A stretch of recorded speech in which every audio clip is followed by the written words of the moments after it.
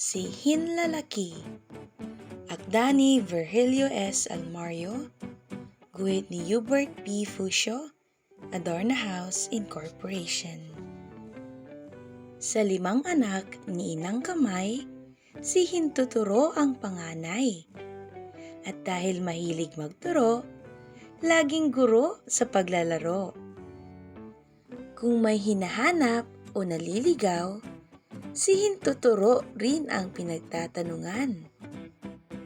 Si Hinlalato naman ang pinakamatangkad, kaya sa larong basketball ay sikat.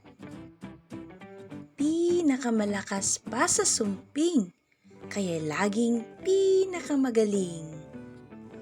Ang pusteryosong si Palasingsingan, siya namang taga-ingat ng yaman. At ang bunsong si Kalingkingan, ang masipag nilang utus-utusan. Kahit tinutuksong hinliliit, bawat butas nililinis.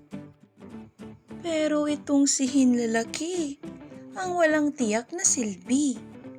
Kaya sa laro ay di kasali at palaging nasa tabi-tabi. Dahil punggok at iba ang tabas, turing sa kanya'y tagalabas. Minsan, ang lakas ni Hinlalato sa pagbuhat ng poste ay napasubo. Tumulong ang 3 kapatid at naligo na silang 4 sa pawis. Pero ang poste di matinag-tinag at talaga yatang pagkabigat-bigat. Sumaklolo si Hinlalaki. At biglang gumaan ang poste. Kaya ngayon sinasabi, walang mabigat na poste pagkatulong si Hinlalaki.